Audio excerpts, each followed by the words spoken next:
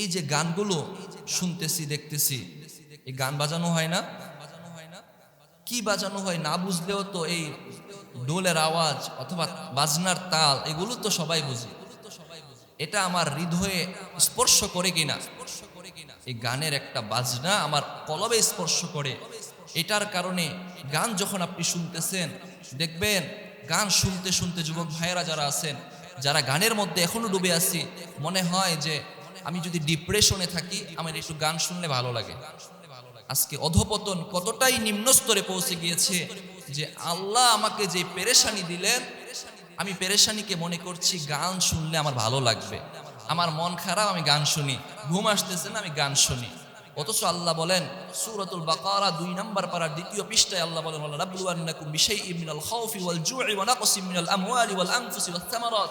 আমি তোমাকে যে বিপদ আপদ, যেই ডিপ্রেশন দিয়ে থাকি, এটা আমি আল্লাহ দিয়ে থাকি তোমাকে পরীক্ষা করার জন্য। যেখানে পরীক্ষা করতেছেন, পরীক্ষার হলে বসে আমি কি করতেছি? মোবাইল টিপতেছি। পরীক্ষার হলে মানুষ কনসার্ট থাকে প্রশ্নের প্রতি, আমি কি দেখবো কি না দুরূদ শরীফ পড়ি।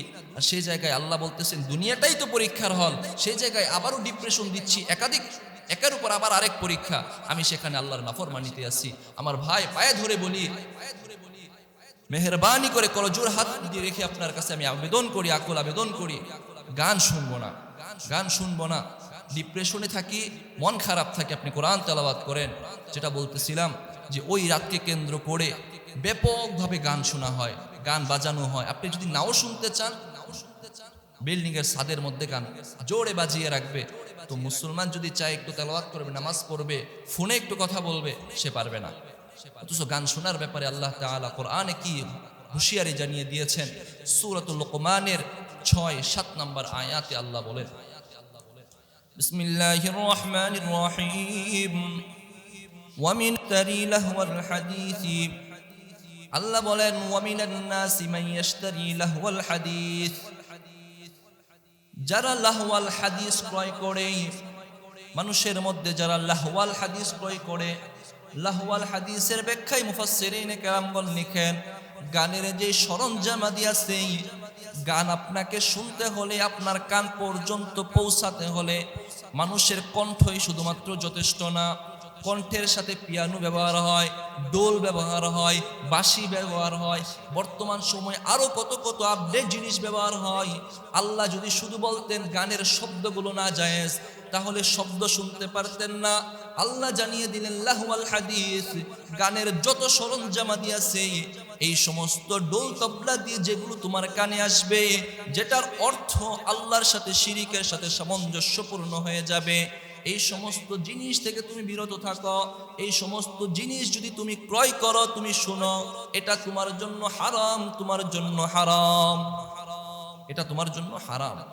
এর পরের আয়াতে আল্লাহ বলেন, এটা শুনতে শুনতে মানুষের এমন একটা দিলের অবস্থা হয়, ওয়াইদা তুতলা আলাইহিম আয়াতুহু, যখন তার কাছে কোরআনের তেলাওয়াত শোনানো হয়, কোরআনের আয়াত পেশ করা হয়, তখন আর তার কোরআনের কথা ভালো লাগে না, ওয়াজ মাহফিলের কথা ভালো লাগে না, যেমনটা আমরা আমাদের সিলেটে দেখতে পাইছি।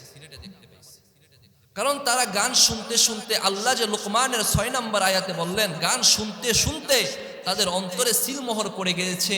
এখন কোরআন ভালো লাগে না, কোরআন হাদিসের কথা ভালো লাগে না, ভালো কথা ভালো লাগে না, ইনসাফের কথা ভালো লাগে না, ন্যায়ের কথা ভালো লাগে না, হক কথা ভালো লাগে না। কেন লাগে না? তুমি গান শুনতে শুনতে শুধু তুমি কানেই মোহর মেরে দিয়েছো এমন না, গান শুনতে শুনতে আল্লাহ বলেন কানের সাথে সাথে অন্তরের মধ্যেও মোহর মারা হয়ে যায়। আজ কেননা অন্তরের মধ্যে যদি মোহর না মারতো, আমাদের তো একটা ইসলামের প্রতি সফট কর্নার আছে যে চলক ভাই মাহফিল চলক, একটু কষ্ট হলে মেনে নাও। তারা কতটাই জাহেল, কতটাই হতভাগা যে গানের কারণে ইসলামিক ওয়াজ মাদার মাইক বন্ধ করে দিতে হয়েছে। আপনার আমার নিজের ক্ষেত্রেও মিলিয়ে দেখি, যদি মনে করি গান শুনলে আমার একটুও ভালো লাগে, বুঝতে হবে আমার অন্তরে সিলমোহর পড়ে গিয়েছে। যদি কোরআনের কথা একটুও না ভালো লাগে, অথবা একটু ভালো লাগে, গানও ভালো লাগে, তাহলে বুঝতে হবে আমার অন্তরে সিলমোহর পড়ে গিয়েছে।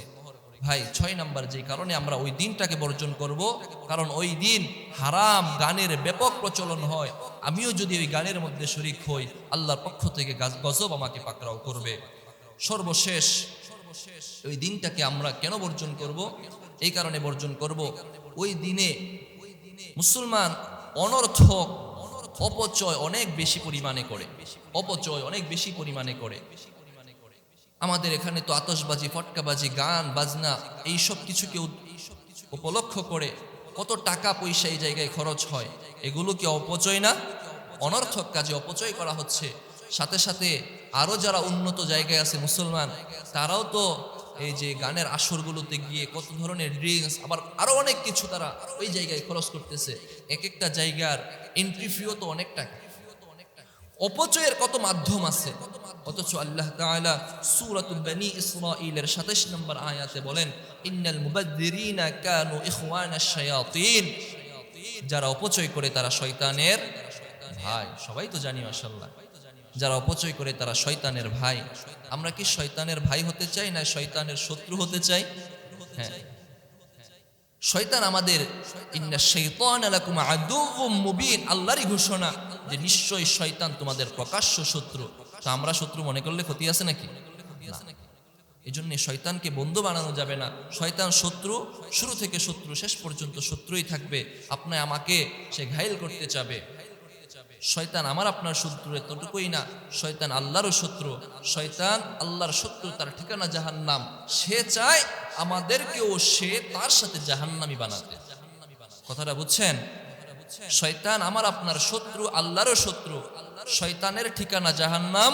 শয়তান চায় আমি আপনি সকলকে নিয়ে সে জাহান্নামে যাইতে। দেখেন না, যে কারো দলের সমাবেশ হলে সে চায় আমার দলের সমাবেশে সবাই যোগ দিক। দাওয়াত দেয়, শয়তানও দাওয়াত দেয়। শুধু দাওয়াত দেয় এমন নয়, শয়তান আপনাকে নামাজে আসতে গেলেও বাধা দেয়, মসজিদে আসতে গেলেও বাধা দেয়, কোরআন তেলাওয়াত শুনতে গেলেও বাধা দেয়, গান বাজনা নাজায়েজ কিছুকে আপনার কাছে ফুটিয়ে তোলে। মুহতারাম হাজিরিন, এই ছিল কথা। মোট ৬টা-৭টা পয়েন্টে আমি আপনাদের সামনে বললাম কি কারণে আমরা এই দিনটাকে বর্জন করব।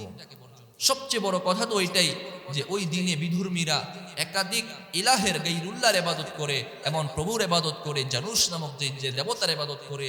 এই দেবতার দুই মাথা, এক মাথা দিয়ে সে ভবিষ্যৎ দেখে, আরেক মাথা দিয়ে সে পাস্ট অতীতকালটা সে দেখে। তারা ইবাদত করে ভবিষ্যতের দেবতার মাথার ইবাদত করে, সে চায় ভবিষ্যৎটা সুন্দর হোক। পিছনের মাথার ইবাদত করে সে চায় আমার পিছনের গুনাহ খাতা মাফ হোক। অথচ আমার ভবিষ্যৎ সুন্দর হওয়া, পিছনের গুনাহ মাফ হওয়ার একমাত্র অধিক ছত্র মালিক একমাত্র তিনি কে? আল্লাহ। সবকিছু করতে পারেন একমাত্র আল্লাহ। মুমিন এটা বিশ্বাস করে, এই জন্য আমরা এই দিনটাকে পালন করতে পারি না। আমার ভাই, বৃদ্ধ বাবারা, করজোরে হাত রেখে বলি, ওই দিন আপনার ছেলেদেরকে, আপনার মেয়েদেরকে, আপনার সন্তানাদিদেরকে, আপনি নিজেও এলাকার মধ্যে দায়িত্বশীল। আপনি এলাকাটাকে, সমাজটাকে, আমাদের নারায়ণপুরটাকে স্থিতিশীল ইসলামিক পরিবেশ বজায় রাখাতে সর্বোচ্চ চেষ্টা করবেন তো ইনশাআল্লাহ। আল্লাহ সবাইকে তৌফিক দান করেন। যেই কথাগুলো বললাম